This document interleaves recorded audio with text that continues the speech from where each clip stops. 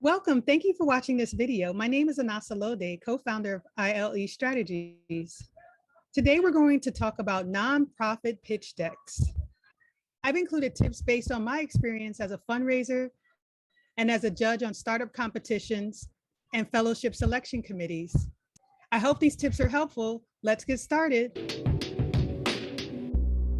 So what can you expect in this video? Well, first we'll look at why you should create a pitch deck in the first place. We'll look at the key components of a pitch deck. I'll offer tips based on my experience on selection committees and how to really highlight your leverage. And I'll also talk a bit about distilling a pitch deck down to a rehearsed elevator pitch. So why create a pitch deck? Pitch decks are a standard practice among for-profit businesses seeking venture capital, but we are seeing pitch decks becoming more and more prevalent in the nonprofit and social impact sectors. A pitch deck is a way for you as a founder to concisely present key information to important audiences, but the pitch deck may have different meaning to various people. First and foremost, during the process of drafting the pitch deck, you are creating a roadmap. This is an opportunity for you to get clarity about what you're building. Sometimes we spend so much time focused deeply on building a project that we don't have time for reflection. And this makes it difficult for us to clearly describe and articulate our work to others. Secondly, as you begin sharing your pitch deck with your advisors, you can get feedback on any gaps or problems in your messaging or even in your business model. Reviewing the deck with your advisors gives you a safe space to fumble around a bit and sort things out so that your final presentation is well polished. Your target population can weigh in too, just to ensure that you're on the same page about their needs and your impact thus far. I can't tell you how many times I've seen a disconnect between an organization and their client base. It happens a lot, actually. And this can create a PR issue, a public relations issue down the line. So make sure you have the voices and buy-in of your target community represented. Finally, prospective donors get to weigh in on the value proposition and just to ensure that it aligns with their mission and the problems that they want to solve. A pitch deck is a way for you as a founder to concisely present key information to important audiences, but the pitch deck may also have different meanings to various people, as you saw here. So at the end of the presentation, the donor should walk away with a clear understanding of your innovation, which is the sweet spot between an unmet demand, your feasibility, and scalability. It is essential that you capture and hold your audience's attention within the first 3 minutes. We all have short attention spans. I mean, think about the last time you heard a presentation. You probably zoned out a bit as well sometime during that presentation. There's a lot of information to pack in here. So we really want to get our point across during the first few moments when everyone is really paying attention. I've been at both sides of the table, helping a client pitch for funding, co-authoring a pitch deck, or coaching an entrepreneur through a pitch deck. And I've also served as a reviewer for grants and fellowship programs and pitch competitions, startup competitions. And you want to put yourself in the shoes of the reviewers. As members of the selection committee, there often isn't a lot of time to review each written proposal. You receive an email full of applications, and honestly, they begin to sound the same after a while. So you really want to get your point across really early on and actually have your tagline, have a succinct tagline that really captures your innovation, the impact, and the problem that you're solving. To keep your slides concise, and ensure that you say all that you need to say while you have your audience's attention, here are some tips to make it easy to read and easy to grasp. Try to stick to 50 words per slide. Use charts and graphs to convey problems and impact. Also include quotes from clients, funders, and other stakeholders that you've already secured. The pitch deck can be useful for fundraising or for a major contracting opportunity. For instance, I've worked on pitch decks for organizations pursuing a competitive contract to build facilities who needed a deck for their proposal package. The deck answers the questions that selection committees really want to know up front before diving into the full proposal. which can be quite dense. In this case, it included architectural renderings of financials and various required government disclosures. Before diving into all of those documents, a pitch deck is really great to really help the selection committee weigh in on who you are as an organization and really get them excited about working with you. This is great upfront as they read through the proposal. If they run into any gaps in the proposal, you've already piqued their interest with the pitch deck, and the committee will likely reach out to you and try to help fill any gaps in their understanding because they really want to work with you. While the aim is to keep your pitch deck concise, there is a lot of details to cram in, so let's get started.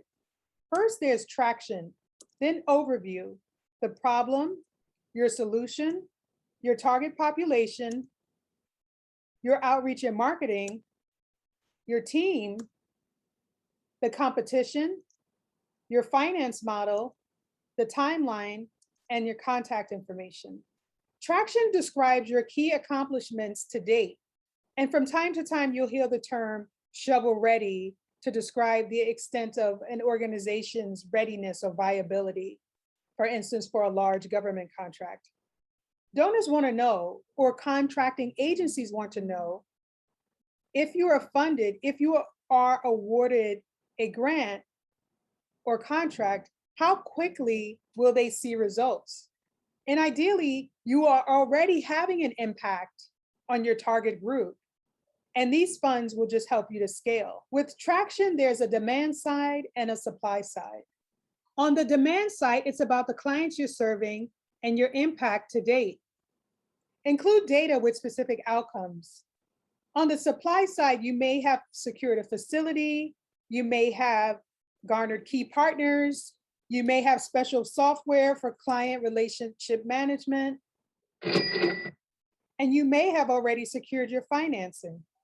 So overview, after sharing your best accomplishments to date in the traction slides, the overview slides is a chance for you to describe who you are as an organization, your values, your vision of the future, and your theory of change. Your values might include shared leadership, such as you believe in centering communities with bottom-up approaches, you believe in openness and transparency. Those are examples of values. Your vision might describe your future, the future you envision after you've successfully conquered the problem you're setting out to address. And finally, your theory of change describes how your solution addresses the problem through inputs and specific intended results. Next, you have the problem. Use 1 or 2 slides to do a quick overview of the most impacted groups, 1 or more important data points describing the root cause of the problem and the challenges in serving this population. Next, you want to describe the solution, how your program, product, or service addresses the problem. What is your innovation? What is unique about your approach? What barriers to problem solving have you overcome that no organization has yet to resolve? Next, you're describing your target population. Describe the demographic in great detail. Why have they faced this issue for so long? Where is your key demographic located? And why did you choose this target area? Some funders are location specific. For instance, corporate philanthropy is often limited to areas surrounding the corporate headquarters, or where manufacturing takes place, or where they've had a negative impact in the community and are trying to rebuild their public image. Funder may also want to make sure that they're not over leveraging their funds in one specific area. Perhaps they want to spread their funds more broadly. As you describe the target population, also include a quote and an image of a client that you've helped. Have them describe a brief 1 or 2 sentence statement about the impact of your program or your product or service on their lives. Ask them to describe the situation in before and after terms. Describe their situation before working with your organization and their situation after. You can extract out key points for this pitch deck and use the longer narratives for your website, video, or other media. Next, you have your outreach and marketing. Describe your key audience and why your values align. What value proposition are you communicating to donors, to potential strategic partners, and of course, your constituents or clients? Why are you and your organization a good fit for them? And what messaging do you use to communicate your value? Next, you're going to describe your competition. Now, in the nonprofit, social impact space, NGO space, we don't really tend to think of our work in terms of competition. But when it comes to funding, there are limited funds, and so there is a bit of competition between social impact providers and their specific approach. I created this quadrant to demonstrate how you may use a simple visual to help funders differentiate your product from others. Find two keywords that really set apart and reflects your special insight and demonstrate how your approach is unique. Choose two areas where your organization really has the opportunity to excel. I'm using a project that I'm part of as a case study here. It's a tech education project. It's student-centered. They drive the curriculum based on learning needs and interests. And so here you see that our program is affordable versus expensive, and it's community-centered versus institution-centered, like our competitors. Organizational structure. This is where you describe your team. Describe key members of the team and their roles, their competencies and experiences they bring. Also include your key partners. Include headshots for the team members and logos for the partners. Next up is your finance model. Include an overview of your fiscal outlook, including your monthly cash flow, any assets owned by the organization, fixed costs such as rent, mortgage, and staff with salaries, and variable costs such as supplies, vendors, or hourly workers. Include a timeline of your expected growth over the next few years, especially regards to scaling your services and impact. In the full proposal, you can explain exactly how you plan to scale through partnerships or technology or through other means. And finally, include your contact information, as well as your social media, website, so that donors and other readers can follow up with you. For print documents, include a QR code they can scan to download more information. So what if you want to condense this presentation down even further as an elevator pitch? An elevator pitch is a quick 30-second explanation of your organization that you have rehearsed in case you bump into a potential donor. Your elevator pitch should follow this format. We help X accomplish Y using Z as our leverage. X is the target group, Y is the solution, and Z is the process, method, tools, etc. For instance, for the tech project I'm working on, the elevator pitch might be, we help students shed their fear and gain proficiency by using project-based learning.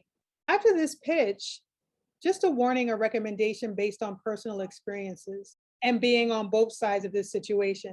If you bump into a potential donor or someone who can help you with your project, stick with an elevator pitch, stick with conversation, focus on making a connection. Don't begin pulling out materials or websites for people to look at. Don't pull out your phone. People really don't want to review documents when they are at a networking event or chilling in the elevator or at lunch. They just want to talk and get to know people. If you can excite them with a brief explanation of your project, and it connects to something that they are already interested in, then you'll probably have a follow-up conversation at some point. So I recently came across an article interviewing professors from Cal State who research leadership and persuasion. And they were speaking specifically about pitching an idea. What their research found was that during a pitch, they focused too much on all of the parts and widgets and gadgets involved in executing on their solution. The pitch didn't go so well, and the likelihood of funding was very low. So when you get out there and you have that small window of opportunity to share your idea, just focus on building relationships for the long term. Well, I hope these tips were helpful. For more content, check us out at ILEstrategies.com. You can also check me out on Medium, where I write about the future of community economic development. Well, that's all for now. Bye-bye.